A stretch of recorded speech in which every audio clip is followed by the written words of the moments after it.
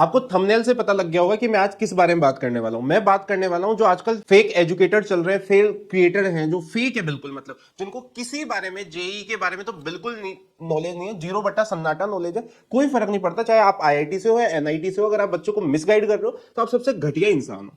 ठीक है, आजकल बहुत बकवास चल रही है कि 20% चैप्टर कर लो, 80% मार्क्स पेपर में आ जाएंगे। मैं इतने टाइम से पढ़ा रहा हूं और मैं सभी टीचरों को जानता हूं ये सिर्फ और सिर्फ बातें क्यों बोली जाती है ताकि व्यूज आ सके। और जो बच्चे बेचारा जिनको तुम्हारे सच में गाइडेंस की जरूरत है, जो इतने फाइनेंशियली स्टेबल नहीं है कि जो कोचिंग्स जा पाए, या मान लो अगर उनका कोचिंग में अच्छा नहीं हुआ है तो दूसरी कोचिंग ज्वाइन कर पाए जहां पे उनको गाइडेंस नहीं मिल पा रही है, एक भीड़ का हिस्सा बन के रह गए, उन बच्चों को आपने प्रॉपर तरीके से मिसगाइड कर रखा है। कई टीचर अपनी किताबें बेचने लग गए हैं कि आप हमारी किताबें बेच लो, फिर दोनों चीजें करके मन नहीं भरता तो अपना कोर्स बेच देते हैं। भाई तू इतना ज्यादा मिसगाइड कर रहा है और फिर अपने बच्चे को कोर्स बेच रहा है, मतलब खुद तुम एज अ टीचर होके अपने स्टूडेंट की लाइफ बर्बाद कर रहे हैं।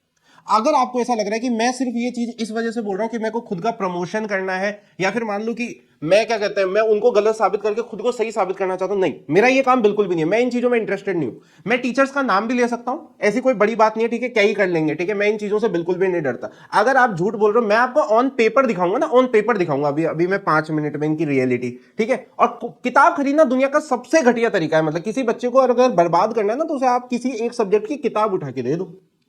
आपको सिलेक्टिव क्वेश्चंस देने होते हैं, इस वजह से वो आपकी कोचिंग में आया है या आपके पास आया है। आपको उसको बिल्कुल एक फिक्स स्टडी मटेरियल देना चाहिए, लेकिन आजकल वो तो गया। और फिर अगर इससे मन नहीं भरता तो परचेज और कोर्सेज। मैं ये नहीं कहता कि कोर्सेज बेचना गलत है, आप किस तरीके से बेच रहे हो ये चीज फर्क पड़ता है, आप टीचर किस टाइप के हो इन चीजों से ये समझ आता है। सबसे पहले मैं ये सारे मिथ दूर करूंगा बच्चों के कि 2080 रूल से क्या होगा। इससे कुछ नहीं होगा, तुम्हारी लंका लग जाएगी, मतलब इससे। चलो आ जाओ देखते हैं रियलिटी ऑफ 2080 रूल। यहां से महाराज क्या कहना चाहते हैं, इससे महाराज लोग जो टीचर बने हैं आजकल नए नए, वो कहते हैं कि भाई साहब आप ऐसा करो, 20% चैप्टर कर लो, आपके 80% मार्क्स पेपर में आ जाएंगे। और ये मैं बड़े बड़े टीचर्स को देखा हूं जिनके मिलियंस फॉलोवर्स हैं, ठीक है, और बच्चों को इस लेवल पे मिसगाइड कर रहे हैं। चलो आ जाओ देखते हैं इसकी रियलिटी देखते हैं। मैं आपको केमिस्ट्री का टीचर होने के नाते केमिस्ट्री के सारे चैप्टर्स का बताऊंगा। आप यहाँ पे देख सकते हो मैंने फिजिकल केमिस्ट्री का डाटा लिया है, 2025 जनवरी अटेम्प्ट का डाटा है, हर शिफ्ट सामने लिखी हुई है। आप मुझे बोलोगे कि हो सकता है डाटा मैंने मैनिपुलेट किया है, मैं आपके मेरे पास ओरिजिनली पेपर है, पेपर देना मुझे। मैं हार्ड कॉपी पे काम करने वाला इंसान हूं, मेरे पास हर एक पेपर है, मेरे पास हर एक किताब है, ठीक है। उनमें से मैंने, और ये चैप्टर वाइज लिखा है, चैप्टर में भी मैं सब टॉपिक भी ऐड कर सकता था पर उससे वीडियो थोड़ा लंबा चला जाएगा, तो मैंने वो चीज ऐड नहीं की है, ठीक है। मैं आपको वो भी हर चीज के बारे में, उसके बारे में नेक्स्ट वीडियो में बात करूंगा। ध्यान से देखो, मैंने यहाँ पे इतना हल्का हाथ रखा है ना, इतना हल्का हाथ रखा है कि मैंने मोल प्लस रेडॉक्स को ऐड किया है साथ में।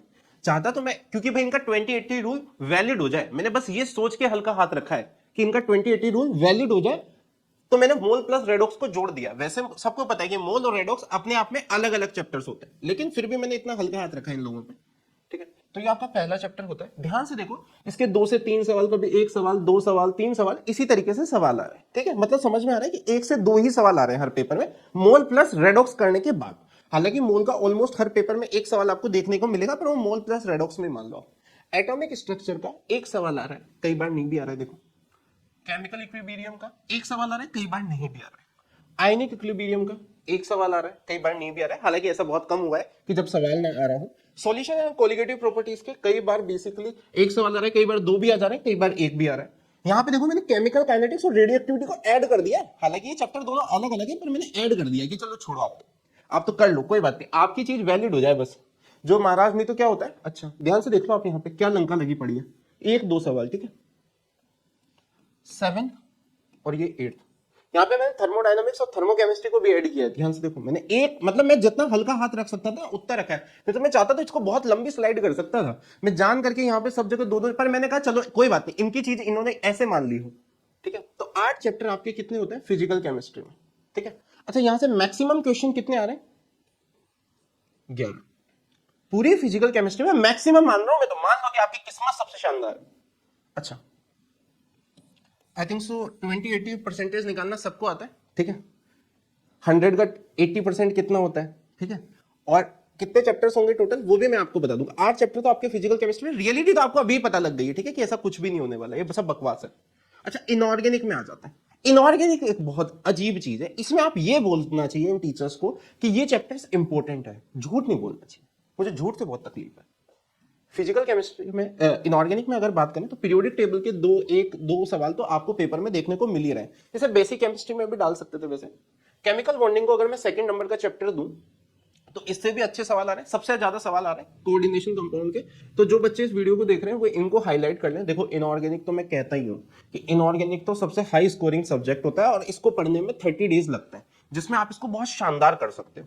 ध्यान से देखो, यहाँ पे 4th नंबर पे डीएनएफ ब्लॉक ऐड कर रखा है मैंने, ठीक है। इसका एक दो सवाल आपको देखने को मिल जाएंगे, कई बार ज्यादा भी आ रहे हैं, ठीक है। अच्छा, ये यहाँ पे इसमें मैंने सॉल्ट एनालिसिस को जरूर ऐड किया है। सॉल्ट एनालिसिस का कई बार एक सवाल दो सवाल आपको देखने को मिलेंगे। कई ऐसा हो सकता है कई महाराज इसको कोऑर्डिनेशन कंपाउंड में ऐड कर दें, पर वो चीज तो गलत ही है देखो, बट फिर भी मान लो किसी ने कर दिया तो। अच्छा, यहाँ पे कितने चैप्टर है सॉल्ट एनालिसिस?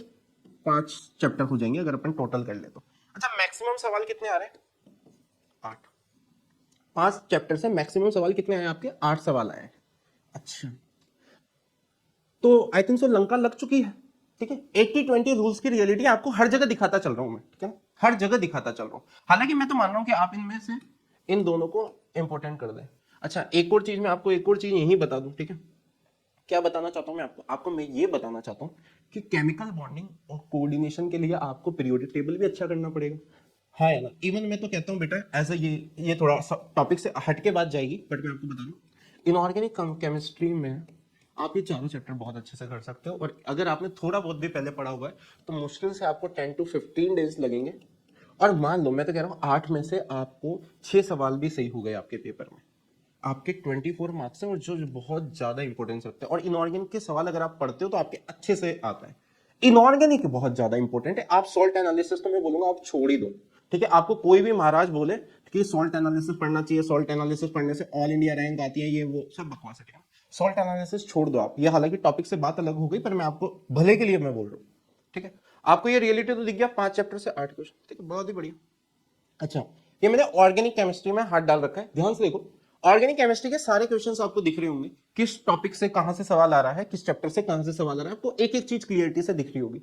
अच्छा, मान लो हालांकि तो चैप्टर वाइज है। अच्छा, पहला, दूसरा, तीसरा, चौथा, पांचवा, छठा, सातवां, आठवां, 9, 10वां, 11वां, तो 11 चैप्टर से मैक्सिमम जो सवाल आए हैं वो कितने आए हैं? 10। अब मैं आपको एक रियलिटी बताता हूं ऑर्गेनिक की।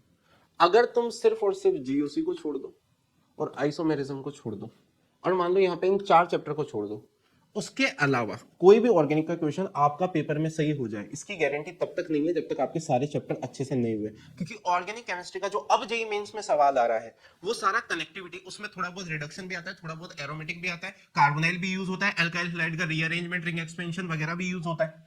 तो आप ऐसा नहीं मान सकते।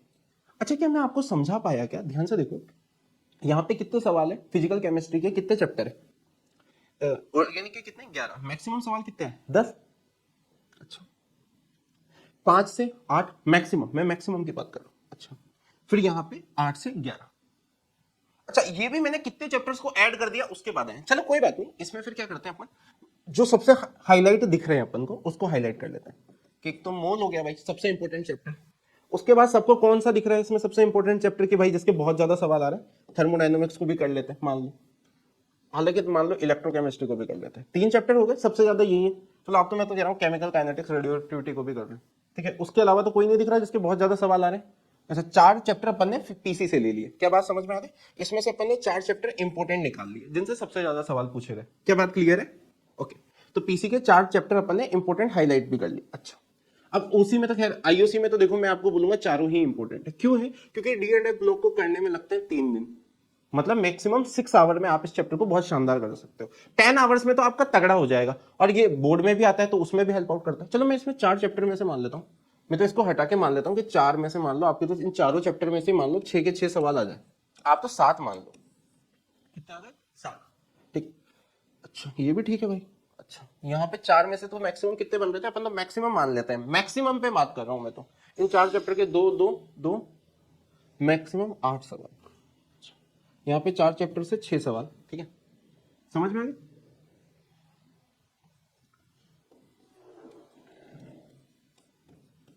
यहाँ पे इसमें देख लो, मैक्सिमम देख लेता हूँ पीओसी में, ठीक है। पीओसी याद रखना 3 पार्ट में। और मैं एक और चीज बता रहा हूँ, पीओसी का क्वेश्चन आप रट के सही नहीं कर सकते। अगर आपका प्रैक्टिकल ऑर्गेनिक केमिस्ट्री आपको सही करवाना है, उसके लिए अगर आपकी ऑर्गेनिक की समझ बहुत अच्छी है तो आपको एक भी टेस्ट नहीं रटना पड़ेगा, क्योंकि उसमें 3 पोर्शन है, एक तो टेस्ट वाला, एक प्योरिफिकेशन वाला और एक क्वांटिटिव वाला।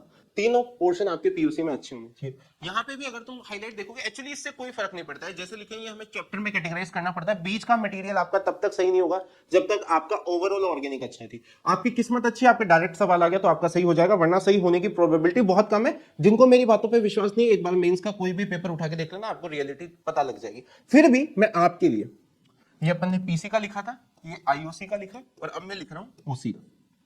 ओसी में जो बच्चे बैठे हैं मुझे बताओ कौन सा तुम्हें सबसे हाईएस्ट रेटेड चैप्टर लग रहा है? पीओसी लग रहा है, पीओसी के बाद ओसी का तो ये लग रहा है, फिर ये हाइड्रोकार्बन या एरोमेटिक मान लो तुमको, ठीक है, हालांकि वो तो एक बार में से ही होगा भी नहीं, ठीक है। उसके बाद तो बायोमोलिक्यूल मान लो, हाँ एक सवाल आ रहा है, समझ आया तुम्हें? और ये मैंने मैक्सिमम माना है पीसी का, मैक्सिमम। और यहां पे भी मैंने चैप्टर्स को ऐड कर रखा था, समझ आ रहा है? Thermodynamics, thermochemistry, chemical kinetics, radioactivity, mole plus redox, मैंने दो दो चैप्टर्स को ऐड करने के बाद, अच्छा तो अगर मैं यहाँ पे मान भी लो, मैं तो मैं रहा हूँ मान लो, चलो आप तो पीओसी आईयूपीएससी ले लो, पीओसी ले लो, जीओसी ले लो, आइसोमेरिज्म ले लो, ये 4 चैप्टर ले लो। 4 चैप्टर के मैक्सिमम कितने सवाल आ रहे हैं? 4 से 5। मैं तो कह रहा हूँ आप तो मैक्सिमम लो। अच्छा कितने क्वेश्चन हो गए? ऐड कर पा रहे हो? और ये मैक्सिमम थे, तुम्हें पता है उसमें से 4 से 5 सवाल कम है। मैंने तो अंट संट तरीके से गलत मैथमेटिक्स लगाई है कि तुम तो चलो इनकी रियलिटी चेक हो। अच्छा ये कितने चैप्टर्स हो रहे हैं? कम से कम 12 चैप्टर तो हो गए, हालांकि इसके अगर दो दो को कैटेगराइज कर दूं तो ये तो 8 12 16 चैप्टर हो रहे हैं होने में। तो मैं तो कह रहा हूं अगर आप ये भी करते हो ना, अच्छा और कितने क्वेश्चंस बन रहे हैं फिर भी, तब जाके आपका 80% पेपर बन रहा है। और 80 अभी भी नहीं बना है, क्योंकि तुम्हें पता है तुमने मैक्सिमम शिफ्ट लिया है। जैसे ही आप एक चैप्टर की एक क्वेश्चन का हाई करोगे, दूसरे क्वेश्चंस कम हो जाएंगे, समझ आ रहा है भाई साहब? और वो भी पता है ये फेरबदल सिर्फ और सिर्फ किस वजह से हुआ है? अगर आप आईयूसी हटा दो, अगर सिर्फ आप आईयूसी को कट कर दो, आपकी लंका लग जाएगी, मैं लिख के दे रहा हूं। आईयूसी की वजह से फिर भी इंपोर्टेंस में आ गए। अगर आप पीसी और ओसी में बात कर रहे हो तो आपका एग्जाम भी नहीं निकलने वाला है 2080 रूल से। तो एक 2080 रूल इतना बड़ा मिथ है। और है ना, अभी है ना, मैं देखूंगा काफी लोग है ना ऐसे सब टॉपिक्स भी बताने लगेंगे, हालांकि मैं उसके लिए नेक्स्ट वीडियो में आपको बताऊंगा। एक एक चैप्टर का मैं बताऊंगा कि देखो इस चैप्टर के 10 शिफ्ट में जो सवाल है, सारी की सारी शिफ्ट में सवाल डिफरेंट है, जितने हर सब टॉपिक से एक डिफरेंट क्वेश्चन पेपर में उठ के आ रहा है। तो ये चीजें आपको बहुत समझनी पड़ेगी कि आपको जो फालतू लोग बात कर रहे हैं ना 2080, भाई काम नहीं चलेगा। मेंस में आप ये मान के चलो हर पेपर से आपका एक सवाल आएगा। अच्छा मैं इसमें एक और चीज बताता हूं तुम्हें, जो लोग ये फुद्दू बकवास करते हैं उनको ये बताओ कि थर्मोडायनेमिक्स करने में टाइम कितना लगता है, आयनिक करने में टाइम कितना लगता है, इलेक्ट्रो करने में टाइम कितना लगता है। ये तीन ही तो सबसे बड़े चैप्टर है। केमिकल काइनेटिक्स वगैरह तो छोटे चैप्टर है। अब केमिकल इक्विलिब्रियम इतना सा चैप्टर है कि अगर कोई 12th का बच्चा है वो 2 दिन पढ़ ले तो उसका क्वेश्चन सही हो जाएगा।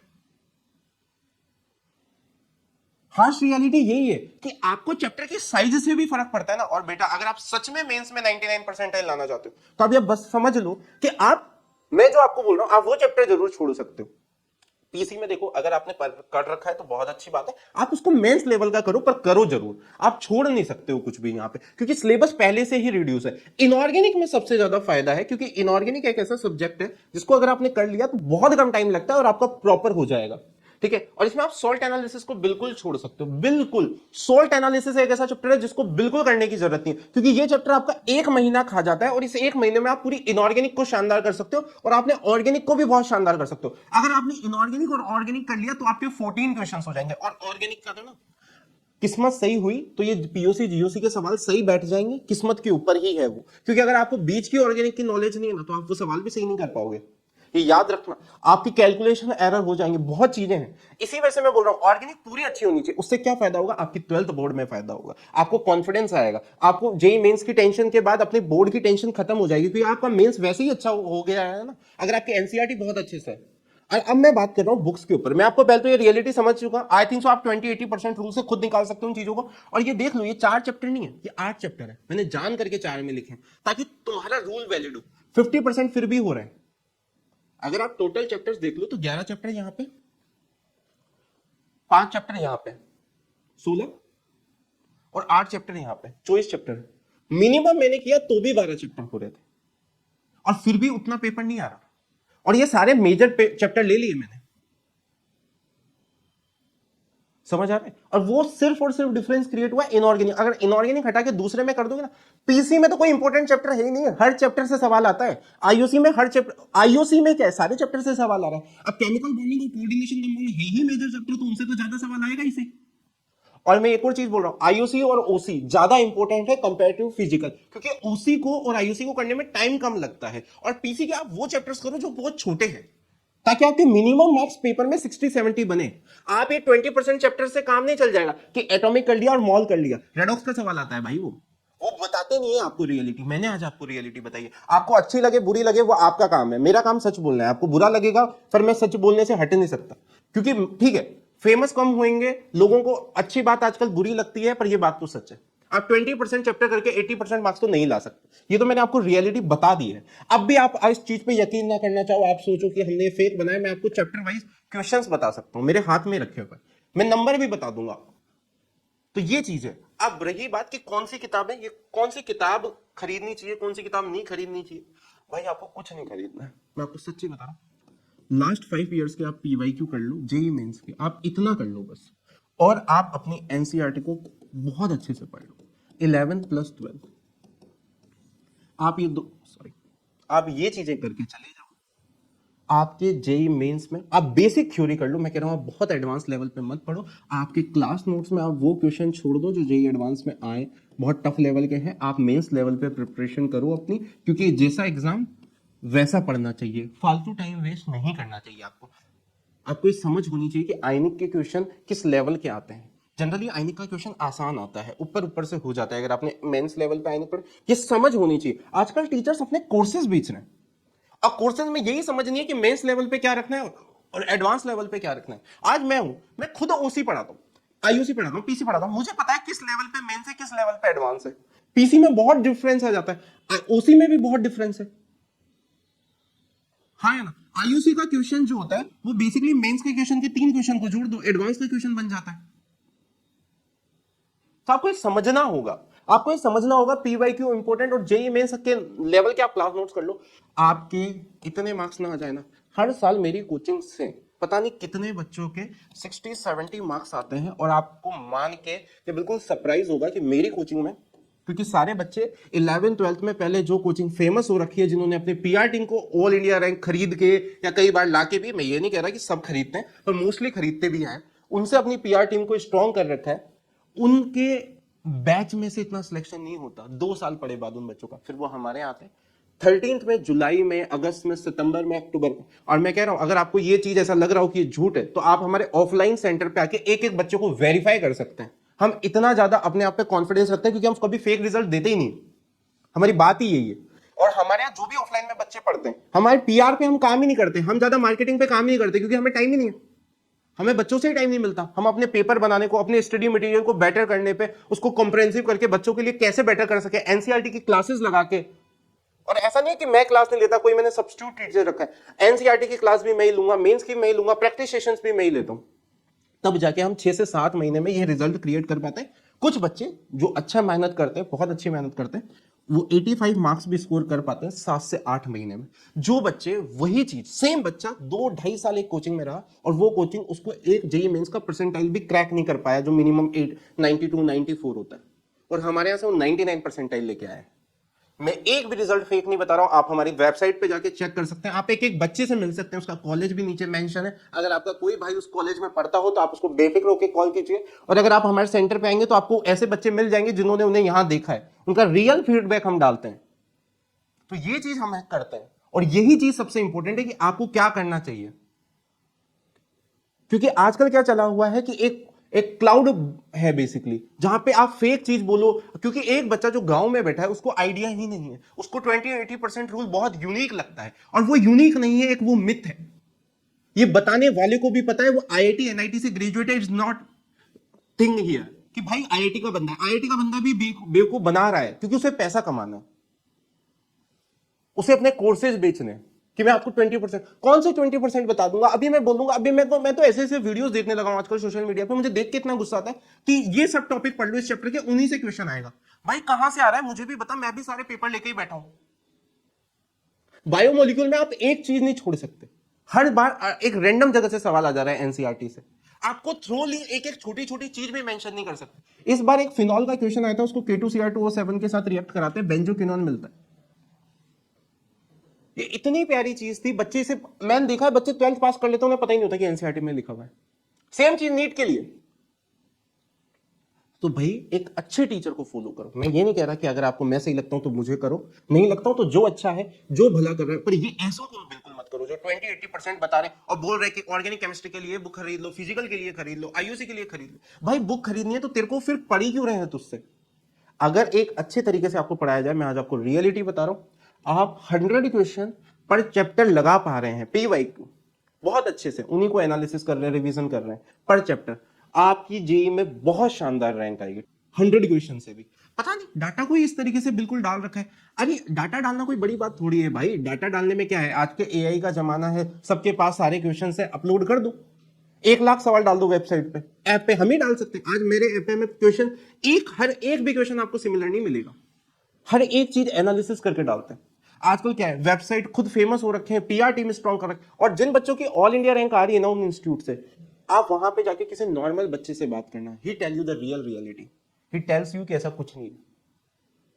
जिनकी आती है वो भाई उनकी वजह से आती है, इस टीचर की वजह से नहीं आई है। वो टीचर की किस्मत थी कि वो पढ़ा उससे, ताकि वो फेमस हो गया, उसकी सैलरी बढ़ गई, उसकी खुद की कोचिंग बढ़ गई। ये सच है। सबसे ज्यादा मेहनत लगती है एक ऐसे बच्चों को आईआईटीएन बनाने में जिनको खुद को भी विश्वास नहीं होता कि वो आईआईटीएन बन सकते हैं। मैं ये नहीं कहता हूं कि ये हमने कोई महान काम किया, वो कैलिबर उस बच्चे के अंदर था, बस हमने उसे निकाला है, हमने उसको 1-to-1 मेंटरशिप देके हमने उस चीज को लेके आए हैं उसमें कि तू कर सकता है। मैं मेरे स्टूडेंट का नाम ले, वो मुझसे लास्ट तक बोलती थी सर मेरा नहीं हो पाएगा, आप छोड़ दो, आप इतनी मेहनत मत करो मुझ पे। मैंने बोला तू बस पेपर दे और मेहनत करती रहे, और एंड ऑफ द डे उसका आईआईटी निकला, अभी आईआईटी गुवाहाटी में है। तो मैं से हर बच्चे को जानता हूं, कोचिंग्स ने उन्हें वेस्ट समझ के एक तरीके से लोअर बैचेस में डाल दिया था, उन पे मेहनत करना ही बंद कर दिया था। हर बच्चा आपको आईआईटी एनआईटी में मिल जाएगा, मतलब इतने कम बैच में एक स्मॉल बैच बनाने का मेन रीजन ही यही है कि पैसा चाहे कम कमाए पर रिजल्ट बहुत शानदार बनाए। और ऐसा नहीं कि सिर्फ मैं बोलने के लिए बोल रहा हूं, कभी भी आप हमारा ऑफलाइन सेंटर विजिट करोगे, आप किसी भी रैंडम बच्चे से पूछो, मैं तो ये नहीं कह रहा कि आप इससे पूछो उससे पूछो, ये बच्चे अभी ऑफलाइन में बैठे हुए हैं जो मेरे सामने सुन रहे हैं, अगर मैं झूठ बोल रहा होता तो इनके चेहरे पे भी वो चीज दिखती। तो वो चीज मैं प्रोवाइड करता हूं, तो मैं आपसे यही बोलूंगा आप ऐसे फालतू चीजों को ना लें, ठीक है? आप फोकस करें अपने आप पे और एक सही तरह के गाइडेंस को फॉलो करें। थैंक यू सो मच बेटा। नेक्स्ट वीडियो में मैं आपको किसी भी चैप्टर का सब टॉपिक नहीं छोड़ना है, इसकी इंपॉर्टेंस को समझाऊंगा। Thank you so much.